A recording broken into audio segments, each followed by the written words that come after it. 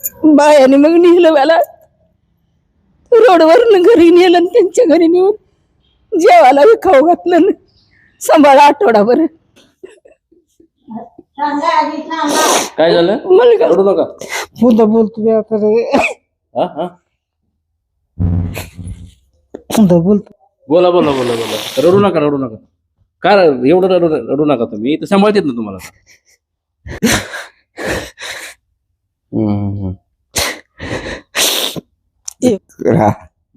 मग त्या बाईनं पाठवलं इकडे आश्रम मारून डोळा घालेला पोरानं. इथे असे लोक येतात. खरं सांगायला म्हणजे वाईट तर भरपूर वाटतं, पण ज्यांना आई वडील नाहीत ना त्यांना त्याची किंमत कळते, पण ज्यांना आहेत त्यांना किंमत कळत नाही. पण मी ह्यांना आई वडिलांच्या रूपात बघतच नाही. मुळात मी त्यांना माझ्या मुलांच्या रूपात बघते. मीच त्यांची आई बनते आणि ती माझी छोटी छोटी मुलं.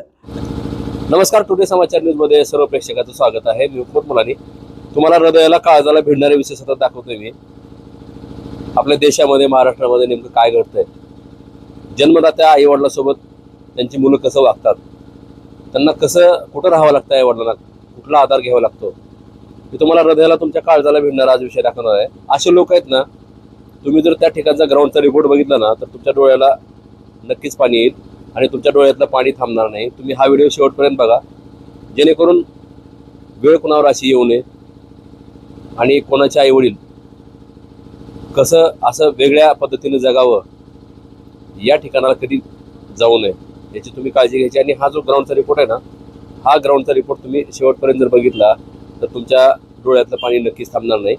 तुम्ही आमचं चॅनल सबस्क्राईब करा. आम्ही तुम्हाला महाराष्ट्रातले कुठलेही विषय असू द्या, हे आमचं चॅनल उस्मानाबाद धाराशिवचं आहे, मात्र आम्ही महाराष्ट्रातील कोणत्याही ठिकाणचे विषय वेगळ्या पद्धतीनं वेगळे ग्राउंड रिपोर्ट दाखवणार आहेत. आता सबस्क्राईब करा. आमच्या चॅनलची वर 4,10,00,000 जास्त आहेत.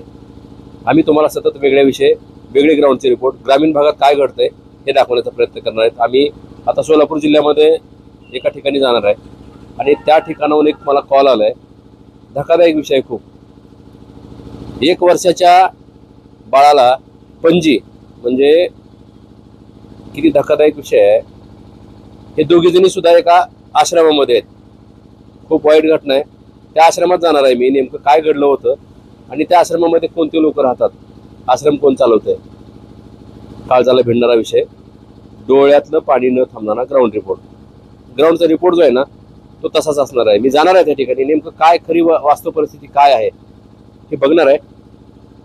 हा ग्राउंडचा रिपोर्ट बघितल्यानंतर तुम्ही नक्कीच त्या आश्रमाला भेट देऊ शकता किंवा तुम्ही त्यांना फोन नंबर, मी माझा नंबर देणार नाही या ग्राउंड रिपोर्टमध्ये, मी स्क्रीनवर नंबर देणार आहे. तो जो आश्रम चालवणारा माणूस आहे, जो व्यक्ती आहे, त्यांचाच देणार आहे. मात्र तुम्ही हा व्हिडिओ शेवटपर्यंत बघा आणि तुम्हाला काय वाटतं या ग्राउंड रिपोर्टचा कॉमेंट बॉक्स सुरू असणार आहे, त्याच्यामध्ये तुम्ही तुमची नक्की प्रतिक्रिया देऊ शकता. आणि मला जर बोलायचं असेल तर तुम्ही टुडे समाचार उस्मानाबाद असं यूट्यूबला टाका. त्यामध्ये तुम्हाला वेगळ्या बातम्या दिसतील आणि त्या बातम्यामध्ये निळ्या रंगामध्ये येणारा माझा नंबर तुम्हाला दिसेल. मला तुम्ही थेट संपर्क करू शकता. आपण आता थेट मूळ विषयाकडे जाऊया. माझा सहकारी, माझा कॅमेरामॅन जावेद शेख जो आहे तो हा सर्व शूट करतोय, तो सोबत असणार आहे. आम्ही त्या ठिकाणी पोहोचणार आहेत. नेमकं वास्तव काय आहे. 1 वर्षाच्या छोट्या बाळाला घेऊन एक वयोवृद्ध आजी, म्हणजे त्या बाळाची पणजी, थेट आश्रमामध्ये राहते. लाजिरवाणी गोष्ट आहे, धक्कादायक बाब आहे. बघूया आपण थेट ग्राउंड रिपोर्ट पाहूया आपण.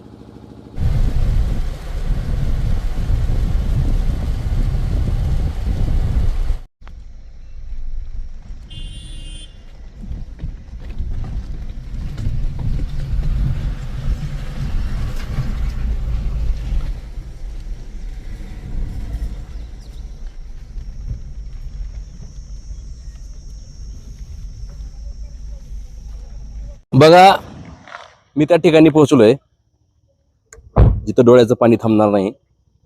हे ठिकाण आहे. धक्का बसेल तुम्हाला सुद्धा. मी सतत तुम्हाला वेगळेच विषय, वेगळ्या चर्चा, समाजामध्ये काय घडतंय हे दाखवण्याचा प्रयत्न करतोय. मी तुम्हाला आता ज्या ठिकाणी जाणार आहे आतमध्ये तो विषय दाखवणार आहे. तो विषय बघितल्यानंतर खरंच तुमच्या डोळ्याला सुद्धा पाणी येईल. काळजाचा ठोका जो आहे ना तुमच्या, थांबणार नाही, हृदय धडधडणार नक्की, असा विषय आहे. इथं मी ज्या ठिकाणी पोहोचलोय ते ठिकाण आहे सहारा वृद्धाश्रम. बार्शी तालुक्यातलं गाव येते, सोलापूर जिल्ह्यातला विषय आहे. सोलापूर जिल्ह्यामध्ये इथं लोकप्रतिष्ठान विचारमंच संचलित सहारा वृद्धाश्रम सुरू आहे. आणि या वृद्धाश्रमामध्ये जे आलेले वयोवृद्ध लोक आहेत ना, ते कसे आहेत, कुठून आलेले आहेत आणि का आले तिथं, त्यांच्या भावना जाणून घेणार आहे मी.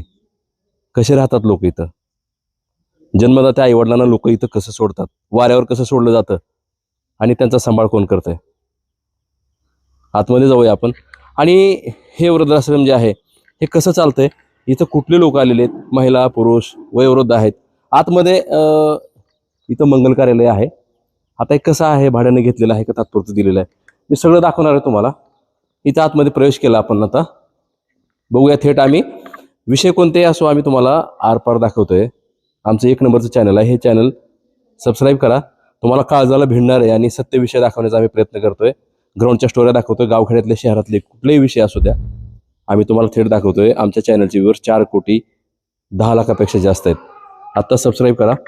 बघूया आपण थेट इथं पोहोचलोय मी मध्ये. बार्शी तालुक्यात आहे हे वृद्धाश्रम आहे. काय काय नाव आहे मावशी तुमचं? कोणाची मुलगी आहे? घेता का हिला? मला इथं, मी इथं बसतो, घ्या ना त्याला. आपल्या मामाला बसू दे. हा, आमचं काय बसून नेमकं विचारूया आपण कशी कंडिशन आहे आणि कुठून आलेले आहेत. हे इकडे दाखवा कॅमेरा इकडं. हे आपण आजी बसलेले तिथं. हे वृद्धाश्रमातलं ज्वलंत दृश्य आणि दिसणारं चित्र. यांच्या चेहऱ्याकडे दाखवा, यांच्या कसे बघा, यांचं वय काय असेल.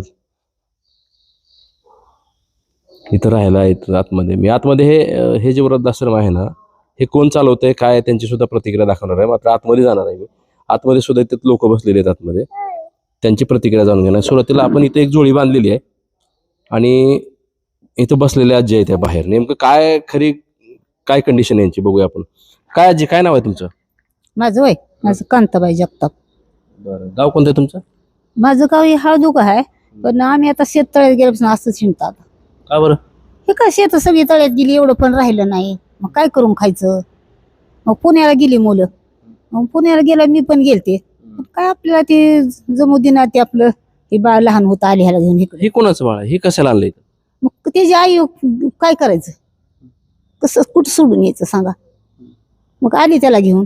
वडील होतं, वडिलांचं काय आता आंघोळ घालायची का, लहान 6 दिवसाचं लेकरू आंघोळ घालायची का, कपडे धुवायची का, काय करायची व्यवस्था काय करायची त्या पोरानं. आजीनं आजोबानं जवळ घेतलं नाही. मग आता मी टाकून, कोणाचं लेकरू आहे? ही लेकाचं नात आहे, म्हणजे मी पंथी आहे. मी नाताची मुलगी आहे, माझ्या नाताची मुलगी. नाताचं लेकरू आहे? नाताचं लेकरू आहे. हा, मुलगा आहे का मुलगी आहे? मुलगी आहे. बरोबर. मग आता झाले 2-3 वर्ष लागलं. मग असं चाले वाटणी अवस्था आपल्यापाशी. पाणी प्यायला नको, खायला नको, काय नको, ती लईच करायला. मग आपलं उठले ना आले. मला कुठून आला तुम्ही? मी पुण्यावरून आले, चाकणवरनं आले. मला तिकीट नाही. उठले, लिकरू घेतलं ना आले आपली. माझं आपलं कापड तिची माझी घेतली ना आले. मग आल्यावर बार्शीत आले. बार्शीत लय रडले. आले 1-1.5 वाजता चांगली आत्ती रडले. म्हणलं एक बाई मिळाली झाडाखाली बसलेली. मग ती आजी ती म्हणल्या, का रडता, 1-2 तास झालं, तुम्हाला एवढं काय वाईट वाटायले? मी म्हणलं काय नाही, काय सांगू तुम्हाला? तर नाही म्हणल्या, मला सांगाच. मग सांगा म्हणल्यावर मी आपल्या 2 गोष्टी सांगितल्यावर त्यांनी काय केलं, पुन्हा तिथनं उठल्या, अर्धा डझन बिस्किट पुढं आणलं, पुरीला दिलं, मला खायला थोडं घातलं. मला म्हणलं, माझं ऐकता का? तर मला काय ऐकू म्हणलं, आता मी कुठं जाऊ? म्हणलं इकडे गेले काट्याचा रस्ता आहे, तिकडे गेले काट्याचा रस्ता आहे, कुठं जाऊ? म्हणलं कुणाच्या गावाला जाऊ, काय करू? मग तसं म्हणल्यावर त्या म्हणल्या, माझं ऐका म्हणलं, उपळं दुमाला आहे आणि तिथं म्हणले असं असं आहे म्हणले आश्रम, माझं ऐका म्हणल्या, जावा तिथं.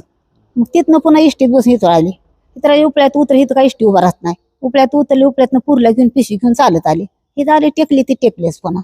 ही मासरी आम्हाला चांगली मिळाली, लेकरं, मालकीन, सर सगळी चांगली मिळाली. लेकराची व्यवस्था चांगली झाली, माझी पण झाली.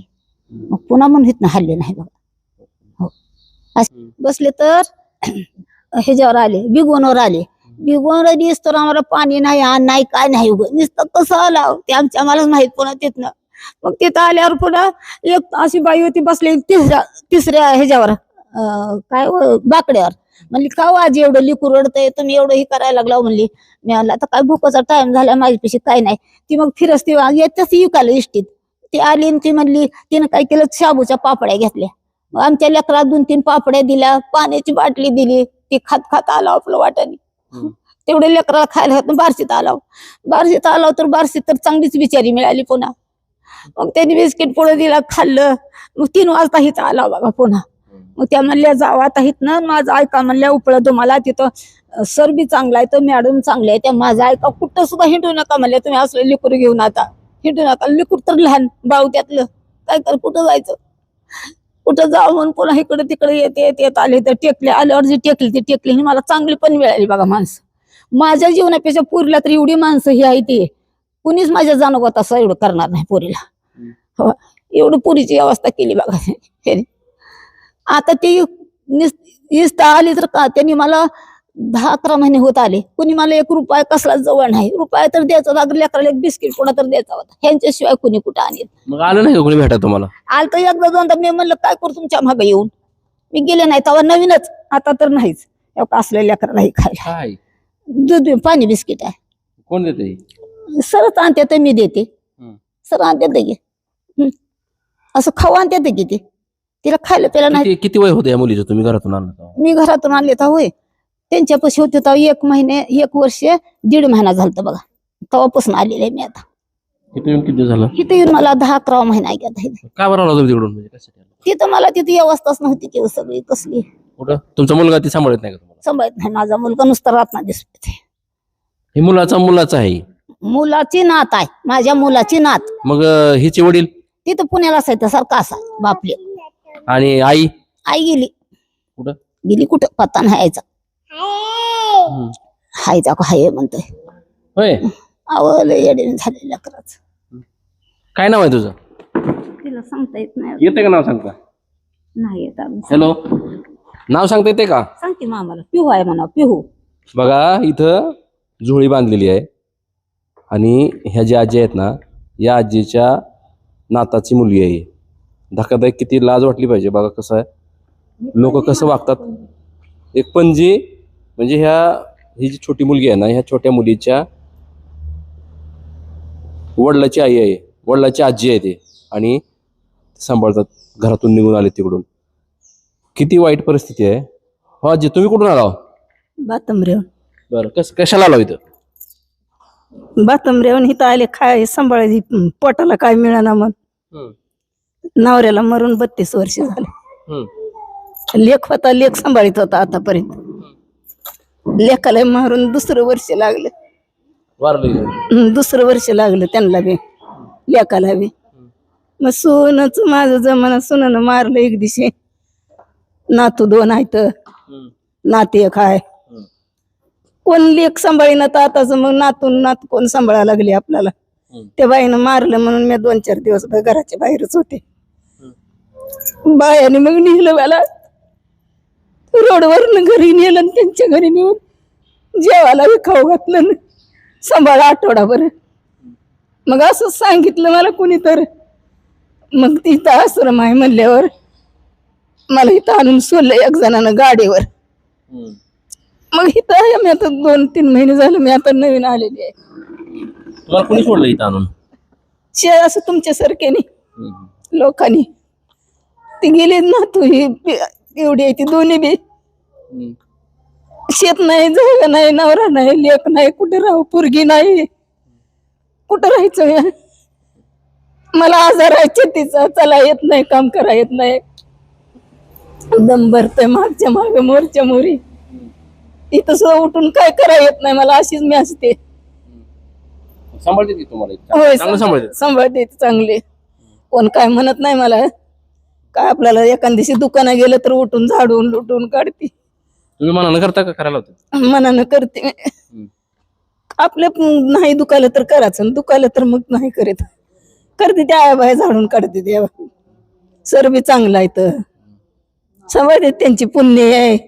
त्यांचं काय स्वतःच जीवनाचं काय केलं नाही, पण नाही म्हातारी माणसं सांभाळायला लागले तर सर कुठं ह्या 10 जिल्ह्यात आहे का आश्रम यांनी काढलंय. ते चिलवडीला जागा घेतली तर तिथं बांधाया पैसा नाही, ती जरा अडकुड पडले त्यांची सरची. तुम्हाला राहण्यासाठी घेतले ना?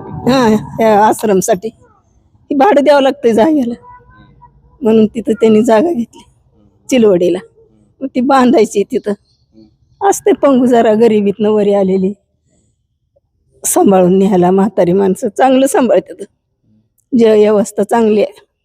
तुमच्यासारखी आणून देते ती कुणी बी माया दे. आता कशी देवा धर्माला कशी नेते ती साखरात गहू तांदूळ असं वाढते तीच की, तसं देते ती इथं आश्रमाला कुणी ओली तिली आणून देते ती खाऊ घालते ती. कुणी बघायचं झालं तर तुम्हाला इथं आल्यावर कोण आलतं का बघायला तुमच्याकडे? आलती एक नातू चल म्हणत होती, राग राग आलीच, आम्हाला ठाव नाही दवाखान्याला म्हणून आलीच आणि निघून आलीच. काय तुला त्या जिथं राहिली त्या बाईनं आम्हाला सांगितलं गेली म्हणून. मी म्हणलं काय करायचं, तुम्ही सांभाळ 8 दिवस मी लोकांच्यात होते तर तुम्ही मला बघायला आला ना साधं म्हणलं. आणि आता मी इथं आले म्हणून यायची काय गरज आहे तुमची म्हणलं. हा काय गरज आहे तुमची इथं मला बघा यायची, मी येत नाही म्हणलं, तुम्ही उठून जावा इथनं. मरू वाचू काही हो म्हणलं, माझं इथं हाल होईल ते होईल. मला छातीचा आजार आहे बघा माझ्या लईच, मला सहन होत नाही, दुखत आहे माझं हे सगळं. मागे बी दुखतंय मोहरे बी दुखतंय, धाप भरते, चला येत नाही वाटणी. इथून जायचं म्हणलं तर 5-6 जागी बसावं लागतं. इतकी परिस्थिती माझी चलण्याची दावंड आहे.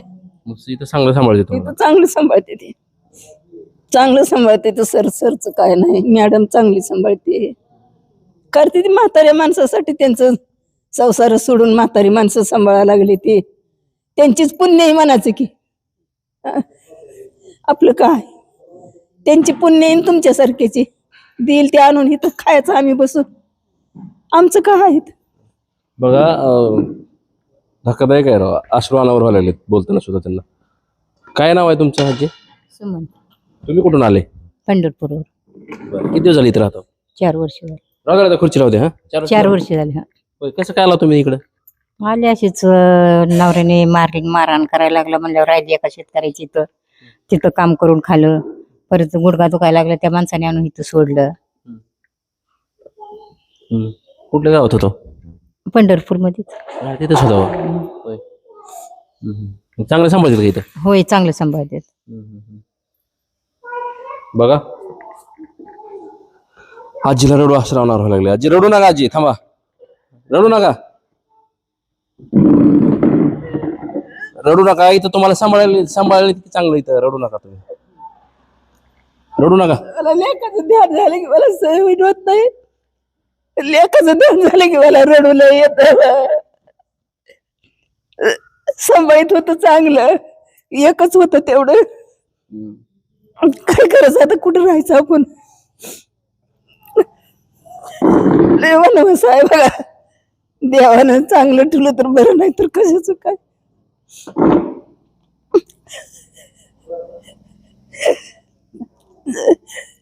तुम्ही आणून दिलं का आम्ही खाता सर घालते तर मॅडम घालते, आम्ही काय उपाशी राहत नाही इथं. तुम्ही रडू नका आजी. काय तुम्ही आहे रडत ना, पण संकटच आहे किंवा माझ्यावर. मी मग कवा मी लहानात तोर करायचं, कवा तोर मी मरू जायची, याला काय करायचं, ह्याचं कसं व्हायचं. तोवर माझं जीव म्हणा आहे, तोवर मला होईल तोवर एक करीन हिज. पुन्हा कोण करायचं, लेकराला काय पण वाटतंय, डोळ्याला झोप येत नाही, पोटाला भाकर खाऊ वाटत नाही, जेवण जात नाही, सारखं जीव दास्तीत वाटतंय. आपल्या माघारी लेकरूची जात आहे पोरीची, कुठं जाईल कुठं राहील कोणी विचारतंय का नाही. लय संकट आहे देवप्पा, तुम्हाला वाटतंय पण मला आज ते संकट आहे माझ्यावर. तुमच्या पुढे मला कावताल म्हणून मला रडसला माग आलं नाही, पण माझ्या रत्ना दिवस पोटात नसती बिनमिठाची चटणी लावल्यासारखं होतं. मला बडबड करते, लय दम काढते मी. असा दम कोणच काढणार नाही लेकरासाठी. रडू नका आजी, रडू नका, तुम्हाला सांभाळते तिथे आता. हा काळजी करू नका. बघा शब्दच नाहीत बोलायला आता, म्हणजे किती धक्कादायक आहे. आतमध्ये जाऊया आपण, इकडून बघूया नेमकं आश्रम कसं आहे मध्ये, आणि तिथं राहायची व्यवस्था कशी आहे यांची, ह्यांना जेवण कसं मिळतंय, काय नेमकं सगळं बघूया आपण. पण बघा ह्यांच्याकडे परत कॅमेरा दाखवा, ह्यांच्या डोळ्यातलं पाणी थांबत नाही. किती धक्कादायक आहे गोष्ट. घरातून कसं निघून आलेत ते काय. आतमध्ये जाऊया, इथं रूम आहे तिथं मध्ये जायची. बघूया इथं बसलेत बाबा ते. काय चाललंय बाबा? बरं आहे का? होय. कुठून आला तुम्ही? काय नाव आहे तुमचं? माधवराव हं? माधवराव. बरं. कसं काय आला इकडं? पोरं पोषित नाहीत, काय नाही. हं. इथेच आलोय राहायला. काय म्हणतात पोरं? पोषणात हं. किती पोरं आहेत? 2 आहेत. बरी एक पळून गेले, कुठे गेले की ते तर. हं. एक 2 वर्ष झालं नाही. आता हे एक आहे ते येऊ देतच नाही जवळ. हं. येऊ देत नाही. शेत होतं का? हा शेत आहे का तुम्हाला? नाही. काय करत होतं काम मग? असं बिगारी काम. हं. काही पण बिगारी. मग इथे सांभाळतात का तुम्हाला चांगले? सर सांभाळतेत बघा. आता इथं 5-6 महिने झाले येऊन. हं. चांगलं जेवण ते मिळते, चाय मिळते. बस.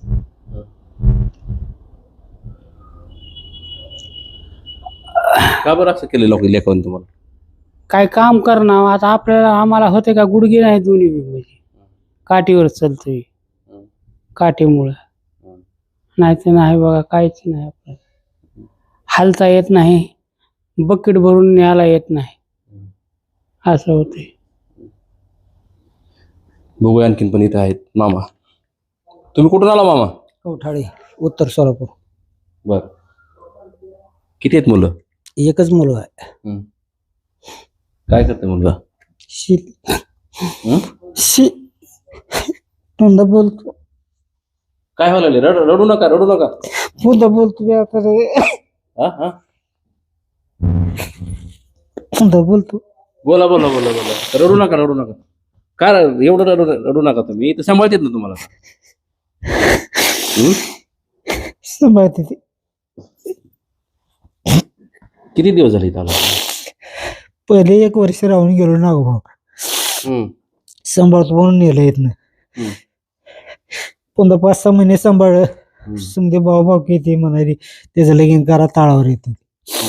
लगीन केलं, 5-6 महिने सांभाळ, पुन्हा अजून मागत समोर चालू.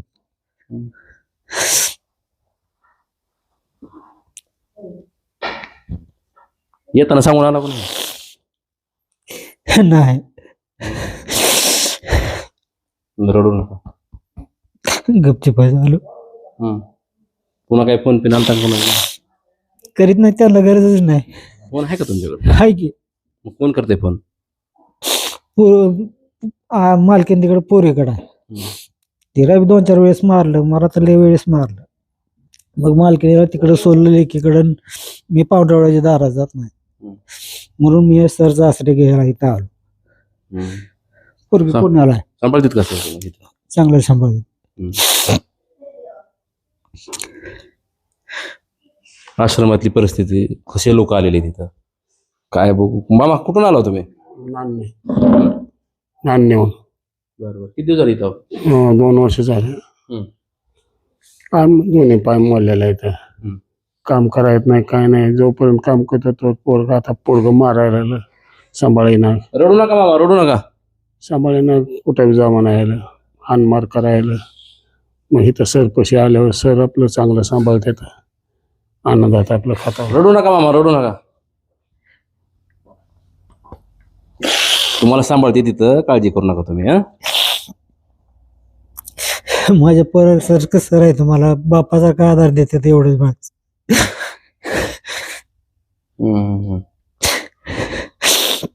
1 वर्ष पहिले राहून गेलतो. पुन्हा थोडे चुनूक जाऊन नेलं गावाकडं. 5-6 महिने राहिलो. टेकिंग केलं पोराचं. 5-6 महिने राहिलो. पण पुन्हा अजून मागत समोर त्यानं चालू केलं. रडू नका, इथं सांभाळते तुम्हाला, काळजी करू नका. आता कुठून आला मामा तुम्ही? संगमनेर. कसं आला इकडं? पोरं सांभाळण्यात ती मारायला लागली ती. 2-3 महिने गावात भीक मागून खाल्ली. काय म्हणलं? भीक मागून खाल्ली गावात. आबरू चालली येऊन मारलं, डोळा घालवला. आलो ही आत्महत्या करायच्या विचारात होतो. पण मी एका बाईने सांगितलं, बाबा हे तर आश्रम मध्ये जा आणि तिथं राहा. मग त्या बाईनं पाठवलं इकडे आश्रम मध्ये. मारून डोळा घालेला पोरानं. काय करायचं मग? कुठे किती तरी लेकर आहेत तुम्हाला? 2 पोरं 1 पोरगी. दुसऱ्या पोराला केवढं पोरीकडे काय पोरीकडे पोरगी नालायच्या घरी असते, आपण कसं जायचं तिच्याकडे? हम्म.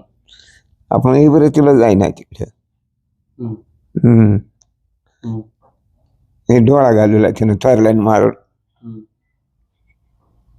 मग काय करायचं कुठतरी? कोण आलंच नाही तुमच्याकडे इकडे? नाही ना, 3 वर्ष झालं नाही थाय, कुणी आलं नाही ना गेलं नाही. ही सांभाळतात का इथं मग चांगला? होय, इथं चांगलं सांभाळते ते म्हणतात ताट लाव. नाहीतर नाही सांभाळल्यावर आम्ही कशाला राहता इथं? 2 टाइम जेवण आहे, 2 टाइम चहा आहे, आंघोळीची सोय आहे, सगळी सोय चांगली आहे. सांभाळायची काही ते नाही, म्हणूनच आम्ही थांबलो. काय करायचं, कुठेतरी जगायचं आहे. बघा परत कॅमेरा दाखवा इकडे. बघा ह्यांची राहायची व्यवस्था इथं, इकडे दाखवा कॅमेरा. बघा हे त्यांचा कॉट, ही कॉट आहे तसे ते ठेवलेली त्यांना झोपण्यासाठी. इकडं पण असं 1 2 3 4 5 6 7 कॉट आहे तिथं त्यांना बसण्यासाठी राहण्यासाठी व्यवस्था. वर फॅन आहे लावलेला तिकडं. थोडं घरासारखं आहे. 2 घड्याळ आहेत भिंतीवर लावलेले. इकडे कॅलेंडर पण लावलेलं आहे. स्टूल आहेत बसायला, त्यांची व्यवस्था वेगळी वेगळी आहे. इकडे खाली दाखवा. इथं बघा, इथं ही कशाचं खाली बकेट आहे मामा? ही बकेट कशात ठेवलंय? ही काय ते आंघोळीला न्यायला सगळ्याला सेपरेट आहे का? सेपरेट आहे. समजायला सामान सेपरेट आहे. बघा. हा? समजा ताट घाला असे बकेट समजायला सेपरेट आहे. अच्छा, बघा सगळं स्वतंत्र साहित्य आहे. तुम्ही आतमध्ये जावा, मी बाहेर येतो तुमच्या पाठीमागं. इथं बघा, आता पलीकडल्या रूम मध्ये जाणार आहेत. तिकडं त्या रूम मध्ये वयोवृद्ध महिला आहेत बसलेल्या आतमध्ये. त्यांची राहण्याची व्यवस्था आहे तिकडं. कशी आहे बघू त्यांची पण व्यवस्था. हे तर आजी भेटले होते आता आपल्याला बाहेर. काय काय म्हणायला लागला? ऐकू येत नाही. बारशेचे आहे, बारशेचे खाणं पिणं सगळं व्यवस्थित आहे. काय नाव आहे? सुभद्रा महादेव पवार, गाव बारशे. किती लेक आहेत? कुणी नाही मला, कुणी नाही. मग आता ही कोण सांभाळते इथं? इथं आलं. कोण सांभाळते इथं? तिथं होतं आश्रम बंद पडलं तिथलं. बारशेला होतं तिथं सर सांभाळतात. किती दिवस झाला आला इथं? 4 वर्ष झालं. होय होय. 4 वर्ष सगळं आहे. खाणं पिणं सगळं व्यवस्थित सगळं आहे. हा, चांगलं आहे. आता जेवलाव का? 10ला जेवण, 7ला चहा, 5ला आंघोळ. हो. बघा ही आजी कुठले आहेत बघूया. त्या आजी भेटल्या होत्या आपल्याला. बघा किती राहायची व्यवस्था बघा त्यांची कशी आहे तिकडं. इकडे त्यांना सुद्धा पलंग वगैरे सगळं टाकलेलं आहे त्यांनी कॉट. काय नाव आहे तुमचं? मंदा जाधव, गाव? सोलापूर. किती झाली इथं आला? आता 3 वर्ष झालं की आले. 3 वर्ष. काय आला तिकडं? का म्हणजे कोणच नाही मला. तुमच्यासारख्याच काम करत होते. 2 वर्ष त्यांनी सांभाळलं. परत मी म्हटलं मी जाते बाबा कुठं तर. नको जाऊ, तुला बघून आश्रमला घालता म्हणले, म्हणून आले. हा, आता तुमचं बघून तुमचं करून उलट तुम्हाला लावायचं बरंच असतंय का? हा, म्हणून मी म्हणलं मी जाते बाबा आता. 2 वर्ष होय होय होय म्हणून 2 वर्ष ढकललं. शेवटी मी म्हणले मी जाते आता कुठं तर. म्हणताना मग बघून इथं आणून सोडले. वकिलाच्या बायकोनं, वकिलाच्या घरी काम करत होते मी सोलापूर. मुलं बाळ आहेत का नाही तुम्हाला? हा, मुलं ती मुलं नाही झाले व. आई मी होतं, आई मेली, बहिणी बी मेल्या, बहिणीचे 2 लेकरं बी मेले. बघ कुठं जायचं मग आपण? हा, सांगा. म्हणून मग हे केलं. त्यांना सगळं माहिती होतं म्हणून चांगल्या आश्रमला घालतो थांब म्हणून इथं आणून घातलं. काय वकिलानं ओळख काढून केलं त्याला. बघा आश्रमातली परिस्थिती कशी आहे. कुठून आलीत? काय कुठून आला तुम्ही? मी पंढरपूर. बर, कधी आला इथे? किती दिवस झालं? 3रं वर्ष आहे. बर, काय नाव आहे तुमचं? माझं नाव वेणूबाई रामचंद्र गवळी. बर. 1 मुलगा आहे, 3 मुली येते. बर. पण मुलीच काय आपली असते त्या नवऱ्याच्या घरी गेलेले. मुलगा नाही नीट सांभाळत.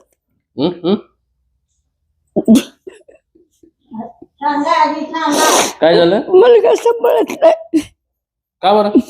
बायकोच ऐकून मग आता फुकट कोण घालायला लागले, आता काम होत नाही. काय करायचं, होते तर करून घातलं, आता होत नाही म्हणून घरी बसली की तुझी सोय कर म्हणली. मग एक जणाला सांगितल्यावर इकडे आली. काय म्हणले? काय म्हणले, ओळखलं केलं, मिली म्हणून त्याने आपलं कालवा केला. हा, तुम्हाला कसं काय कळालं? पुन्हा मी गेलती ना, कुठे गेलता पुन्हा? तिकडं मतदान होतं पण गेले होते. कोण नेलं तुम्हाला? मी गेलते, हा. मी गेले होते, मतदान आहे म्हणून गेले. माझं नाव तर निघालं नाही मताला. नाव निघालं नाही? मताला कातुरगाव वारली म्हणून सांगितलं. कोणी सांगितलं वारली म्हणून? तिथं कालवा उठला, ती बी हुडकत होता ना, कुठं पोलीस केस केले, काय केली. हा, मग पुन्हा गेल्यावर तुम्हाला भेटले का तिथं घरी लोक? होय, भेटली की. काय म्हणले? काय म्हणते ती, राम म्हणले आता नीट कुठं सांभाळते ती. राम म्हणले पुन्हा 2-3 महिने राहिले, पुन्हा निघून आले. पुन्हा पण सांभाळलं नाही? म्हणजे पोलीस केस केली तुम्ही हरवलं म्हणून? हा, काय करायचं. कुठल्या ठाण्याला गेली ती म्हणून? तिथंच पंढरपूरला.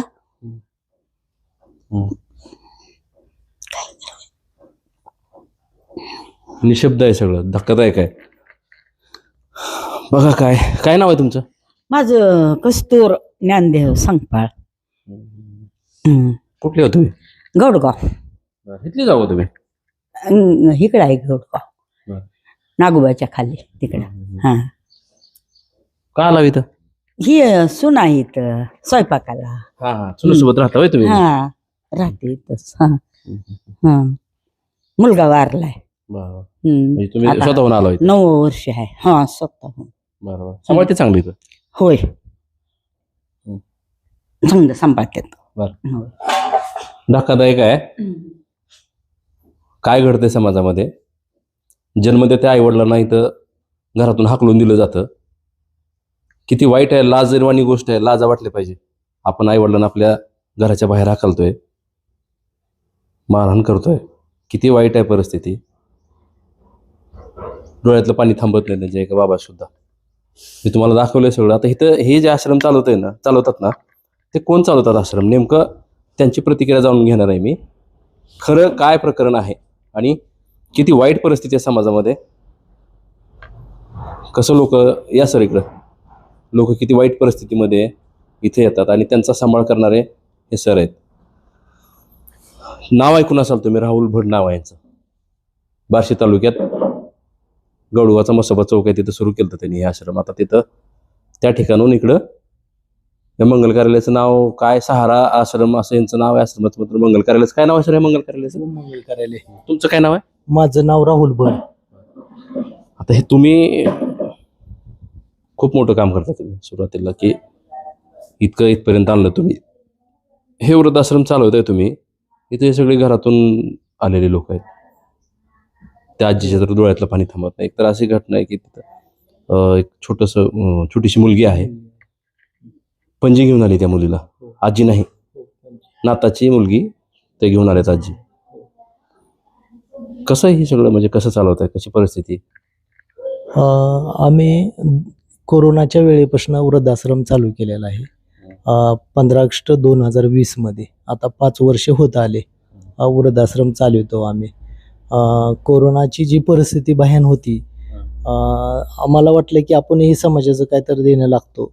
ही एक मनात भावना ठेवून वृद्धाश्रम चालू केलेला आहे. ही वृद्धाश्रम जी चालतो, लोकांच्या देणगीच्या स्वरूपात, मदतीच्या स्वरूपात हा वृद्धाश्रम चालतो. सरस तर काही वर्ग जो आहे, म्हणजे कोण गहू दे, कोण ज्वारी दे, कोण किराणा साहित्य दे, ह्या माध्यमातून आपला वृद्धाश्रम चालतो.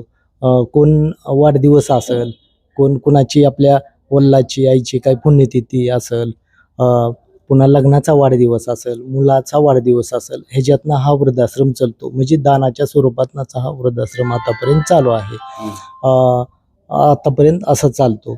आणि गेले 5 वर्ष झालं. म्हणजे कसं असतंय, कुठलंही काम करत असताना सातत्य लय महत्वाचं असतंय. तर तुम्हाला मी सांगतो की आता 5 वर्ष होत आलं की फक्त कुठल्या गावाला लांब गेलं असलं तरच मी त्या दिवशी आलो नसेल. 5 वर्ष झालं मी दररोज इथं वृद्धाश्रममध्ये असा एकही दिवस झालेला नाही की मी इथं आलेला नसेल. इथं यायचं, इथली नियोजन बघायचं, दररोजच्या दररोज स्वयंपाक काय केलेला आहे काय नाही, एखाद्या वेळेस जेवण करणं, एखाद्या वेळेस काय अडचण आली तर मुक्काम करणं, इथलं नियोजन बघणं, पाणी भरलं का नाही पाण्याचे नियोजन करणं, हे असं आम्ही आता किती पुरुष किती महिला आहेत आता? आमची इथे एक 5-6 पुरुष आहेत ते आणि एक 10-12 महिला आहेत त्या. असं 20च्या आसपास आमचा इथं वर्ग आहे. इथं स्वयंपाकाला जी लेडीज आहे ती इथं राहते, त्यांच्या 2 मुली आहेत त्या आणि आता आपण बघलेलं एक लहान मुलगी, असा इथं असा वर्ग राहतो. काय सांगाल बरं परिस्थिती आता हे सगळं चालवताना तुम्हाला दररोज खर्च किती येतो? एका दिवसाला खर्च किती? इथं दररोजचा तसा खर्च म्हणलं तर एक 2,500-3 हजार रुपये इथला खर्च येतो. ही जी आहे जागा ती भाड्याची आहे का स्वतःची? कसं नागबाद चौकामध्ये आमचं एक 3 वर्ष वृद्धाश्रम चाललं. तिथे एक शाळा होती, त्याने आम्हाला जागा अशीच दिलती वापरण्यासाठी. पण काय अडचणी त्यांना आल्या, बाबा आम्हाला गरज आहे म्हणले, तुम्हाला दुसरीकडे सोय बघा. मग त्या आसपास आम्ही सगळीकडे बघण्याचा प्रयत्न केला पण कुठं मिळालं नाही. इथं उपळे दुमाला आहे, इथं आम्हाला ही मंगल कार्यालयाच्या काय एक 4-5 रूम होत्या, त्याच्याला आम्हाला म्हणलं एक 4 रूम द्या. त्याने आम्हाला 1-1.5 वर्ष आम्हाला वापरायला दिल्या. पण एक 6 महिने झालं आम्हाला इथं आता भाडं द्यायला लागतंय. आम्ही आता भाडं देतो इथं. किती भाडं आहे त्याला? महिन्याला एक 7,000 रुपये आम्ही भाडं देतो इथं. चालतं इथं. आणि जी स्वयंपाकाला एक लेडीज आहेत त्यांना एक 5-6 हजार रुपये आम्हाला महिन्याला त्यांना एक मानधन आम्ही देतो. कसे लोक येतात बरं इथं जे लोक येतात ह्यांचा तुमचा संपर्क कसा होतो, का स्वतःहून येतात? काय आहे की आपल्यासारख्या चॅनेलच्या माध्यमातून असेल, अगर सोशल मीडियाच्या माध्यमातून असेल, अगर एक समाज क्षेत्रात काय काम करणारा वर्ग असेल, आता ह्यांना माहीत झालेलं आहे की बाबा असा एक वृद्धाश्रम चालतो आणि वृद्धाश्रममध्ये मग ह्या वर्गांना वाटतं पुन्हा काही जणाला माहीत झालेलं असतं की बाबा आपल्याला न कुणाला सांगता आपण ह्या वृद्धाश्रममध्ये आपल्याला सोय होती. आणि आता सगळ्या भागातल्या वर्गाला माहीत आहे की बाबा इथं चांगली सोय आहे, आपण ह्या वृद्धाश्रममध्ये गेलं पाहिजे.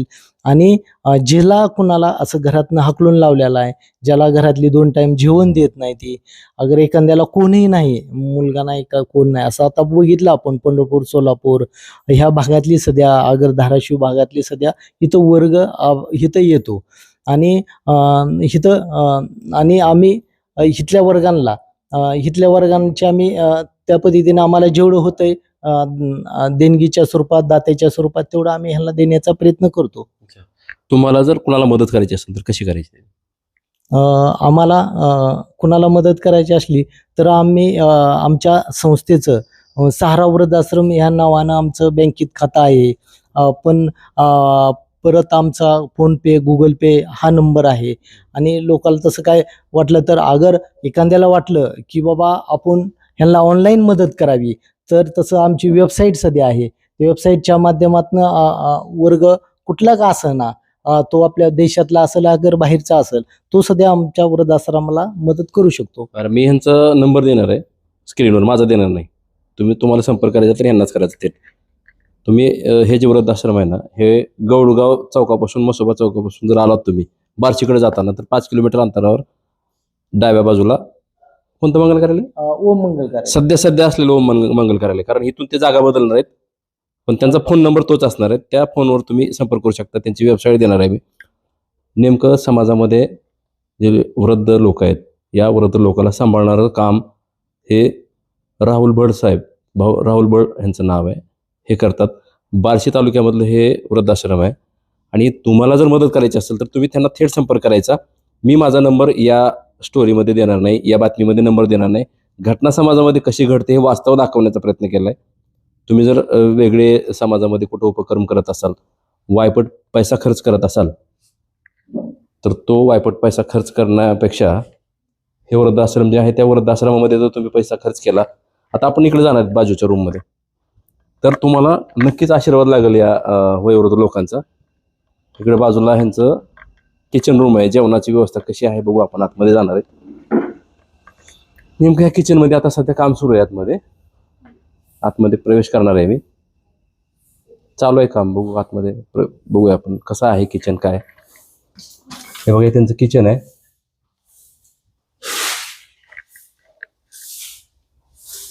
हेच किचन आहे. इकडे भांडे वगैरे व्यवस्थित लावलेत त्यांनी. या इकडे. काय नाव तुमचं? काय ना? अर्चना उमाकांत संकपाळ. बरोबर. किती दिवस झाले इथं राहता तुम्ही? मी जसं चालू केलंय तसं आहे. मीच करते सगळं नियोजन. काय काय करता, कसं नियोजन हे लोकांचं? सकाळी उठलं की म्हणजे ही लोक त्यांचं झाडून हे काढतात, आंघोळ करतात, फ्रेश होतात. मग त्यांचं झाल्यानंतर 7 वाजता माझा चहा बनतो. 7 सव्वा 7 पर्यंत चहा बनतो. मग चहा झाल्याच्या नंतर मग ते थोडं इकडं तिकडं हरिपाठ जप हे ते असतं ते करतात. मग परत 10 वाजता त्यांना BP शुगर असल्यामुळे मी सकाळी 10 वाजता त्यांना जेवण देते. 10 ते 10:30च्या दरम्यान देते. काय वाटतं बरं, ही लोक असे येतात इकडं? तुम्हाला आई वडील आहेत का? नाही. तुम्हाला नाही. नाही. काय वाटतं बरं इथं असे लोक येतात? खरं सांगायला म्हणजे वाईट तर भरपूर वाटतं, पण ज्यांना आई वडील नाहीत ना त्यांना त्याची किंमत कळते. पण ज्यांना आहेत त्यांना किंमत कळत नाही. पण मी ह्यांना आई वडिलांच्या रूपात बघतच नाही मुळात. मी त्यांना माझ्या मुलांच्या रूपात बघते. मीच त्यांची आई बनते आणि ती माझी छोटी छोटी मुलं. मुलांसारखं मी त्यांना सांभाळते आणि जपते. कोण कोण राहता तुम्ही इथं? मी, माझ्या 2 मुली आणि 1 मुलगा. तुमचा परिवार पण इथे? हो, तिथंच राहते. का बरं आला इकडं तुम्ही? मी का म्हणजे पहिलं मी रविशंकरच्या शाळेवर काम करत होते. मग लॉकडाऊनच्या ह्याच्यामध्ये सर म्हटले मला की आपल्याला असं निराधारांना आधार द्यायचा आहे. मग त्यामध्ये तुमची स्वयंपाकाला मला मदत होईल का? ठीक आहे म्हणले. बोलले मी, चालतंय म्हणले. मग मला सुरुवातीला त्यांनी 2 ते 2.5 हजारापासूनच पगार दिला. ठीक आहे म्हटलं. मला पगारापेक्षा ह्या माणसांचं जी सहवास आहे, जी त्यांना कमी उणीव भासते ती माझ्याकडनं त्यांना मिळते. ह्याचं मला भरपूर म्हणजे खूप याचं इतकं म्हणजे बोलण्याला त्याला शब्दच नाही. एवढं म्हणजे मला तसं वाटलं म्हणून मी त्या ह्याच्यासाठी चालू केलं. काय संदेश करायला, काय वाटतं लोकांबद्दल तुम्हाला? त्यांच्याबद्दल मला खरं सांगायला म्हणजे खूप आपुलकी, माया, प्रेम, आदर आणि मला असं वाटतं की माझी पूर्वजन्मीची काहीतरी पुण्य आहे की ह्या लोकांना सगळ्यांना माझा सहवास, माझं प्रेम, माझी भावना ही सगळं त्यांच्याबरोबर व्यक्त करता येतं. आणि जी कोणी असं त्यांना सांभाळत नाही, त्यांना लेकीची जी उणीव भासते ती हिथं येऊन मायापाशी नाही भासत त्यांना. काही लोक आपल्या इथं 2-2, 2.5 वर्ष येऊन राहून गेल्याच्या नंतर त्यांना घरात जी वागणूक म्हणजे आपल्या इथं जी वागणूक भेटती ती त्यांच्या घरात वागणूक भेटत नाही. त्यांनी नंतर जाऊन परत रिटर्न माझ्याकडे आले. कारण म्हटले मला आता काय वाटतं, जाताना कशी जातात? म्हणजे जाताना थोडस काही कार्यक्रम असला किंवा काय असलं की मला ताई जायचंय असं बोलतात. आणि जे घरातले लोक आहेत त्यांच्या फक्त त्यांना कार्यक्रमापुरतच बोलवतात की समाजाला दाखवायला की बाबा माझे आई वडील मायापाशीच आहेत. एवढ्यासाठी फक्त 4 दिवस ते घेऊन जातात. पण 4 दिवस झालं काही कार्यक्रम झाला की मग नाही त्यांचा विचार करत. मग त्यांना परत अजून माझ्याकडे यावं असं वाटतं. परत मग अजून तिथं मग आलं का विचारलं का बरं आलात मग तुम्ही? नाही ताई, मला इथल्यासारखं नाही. माझे जरी मी 9 महिने सांभाळलं असेल, लहानाचं मोठं केलं असेल, जे तुमच्याकडनं मला भेटतंय ते मला माझ्या घरात नाही भेटू शकत असं बोलून ते. बघा किती वाईट परिस्थिती आहे. जन्मदाते आई वडील आणि त्यांना इथं यावं लागतंय. लाजिरवाणी गोष्ट आहे, धक्कादायक बाब आहे. मात्र यांचा सांभाळ केला जातो इथं सहारा वृद्धाश्रमामध्ये. गौडगाव आहेत ते, गौडगावला होतं ते. आता बार्शी तालुक्यातलं आहे, सोलापूर जिल्ह्यातलं हे वृद्धाश्रम आहे, सहारा वृद्धाश्रम. इथं महिला सुद्धा आहेत वृद्ध आणि पुरुष पण आहेत. डोळ्याचं पाणी थांबत नाही. आणि एवढंच नाही तर यांच्या इथं वृद्धाश्रमामध्ये एक छोटं बाळ सुद्धा राहत आहे. काय त्या बाळाला कळत सुद्धा नसेल की ते कसं आले काय. आता इथं मुलगी दाखवली मी तुम्हाला, छोटी मुलगी, आणि तिची आजी पणजी ही स्वतः घेऊन आली इथं या वृद्धाश्रमामध्ये. असले वृद्ध, त्यांच्या महिला पुरुष, त्यांच्या डोळ्यातलं पाणी थांबत नाही असे वृद्ध. आणि या वृद्धांना सांभाळणारे राहुल भड यांचं इथं असलेलं हे वृद्धाश्रम. नेमकं या वृद्धाश्रमामध्ये जे वृद्ध आलेले आहेत, महिला आले असतील, पुरुष असतील, यांची मी तुम्हाला प्रतिक्रिया दाखवलेली. जे ते आपल्याला बोलत होते त्यावेळेस त्यांच्या डोळ्याला पाणी येत होतं, पाणी डोळ्याचं थांबत नव्हतं. हुंदका देत असताना सुद्धा आठवणी काढत होत्या मुलांच्या. एका आजीचा मुलगा वारलेला, एका आजीच्या नातानं हाकलून दिलं, मुलगा नातू. नेमकं कशी परिस्थिती आहे ना, अतिशय धक्कादायक आणि डोळ्याचं पाणी न थांबणारा ग्राउंड रिपोर्ट. सहारा वृद्धाश्रम लोकप्रतिष्ठान विचार मंच संचलित. पत्ता आहे गौडगाव, नागोबा चौक, तालुका बार्शी, जिल्हा सोलापूर. हा जुना बोर्ड आहे त्यांचा. आणि त्यांचा फोन नंबर आहे बघा 94 23 76 6100 हा त्यांचा फोन नंबर आहे. आणि इथं सुरू असलेलं हे वृद्धाश्रम, तुम्हाला जर मदत करायची असेल तर तुम्ही थेट त्यांना फोनवर मदत करू शकता, संपर्क करू शकता. तुम्हाला जे स्वरूप आहे मदतीचं, कोणत्याही स्वरूपाची या लोकांना तुम्ही अशा वृद्ध लोकांना मदत करू शकता. अन्न, वस्त्र, निवारा, यांनी जागा पण घेतलेली आहे, त्यांना बांधकाम करायचं असं आजीनं सांगितलंय. नेमकं समाजामध्ये हे जे लोक आहेत ना, हे निराधार लोक आहेत. मुलगा मुलगी असताना सुद्धा यांच्याकडे संपर्क केला जात नाही. एक आजोबा होते, इथं जे आलेले लोक आहेत ना, हे अतिशय वाईट परिस्थितीतून इथं पोहोचलेले आहेत आणि यांचा सांभाळ इथं केला जातो याच वृद्धाश्रमामध्ये. तुम्हाला काय वाटतं नक्की कळवा. खाली कॉमेंट बॉक्स सुरू असणार आहे या बातमीचा. आणि मला जर थेट संपर्क करायचा असेल तर मी माझा नंबर या बातमीमध्ये देणार नाही. परत सांगतो, तुम्हाला या बातमीमध्ये या वृद्धाश्रम चालवणाऱ्या राहुल भड सर आहेत, यांचा नंबर मी दिलेला आहे. तुम्ही त्यांना थेट फोन करू शकता. आणि मला जर काही संपर्क करायचा असेल तुम्हाला तर टुडे समाचार उस्मानाबाद असं यूट्यूबला टाका आणि यूट्यूबवर जाऊन दुसऱ्या बातमीमध्ये निळ्या पट्टीमध्ये दिलेला जो नंबर आहे माझा 96 23 26 1000, परत सांगतो, माझा नंबर आहे 96 23 26 1000. हा नंबर माझा आहे. तुम्ही मला थेट संपर्क करू शकता. वेगळे विषय, वेगळ्या चर्चा असतील तर माझा तो नंबर आहे, त्या नंबरला तुम्ही थेट संपर्क करू शकता. विषय कसा वाटला नक्की कळवा. आणि तुम्ही हा विषय बघितल्यानंतर राहुल भड सरांना फोन करा किंवा या आश्रमाला भेट द्या. आणि तुम्ही जेवढी तुम्हाला शक्य होईल मदतीचं स्वरूप कोणतंही असू द्या, नक्की मदत करा. मी हुकमत मुलानी, गौडगाव, तालुका बार्शी, जिल्हा सोलापूर.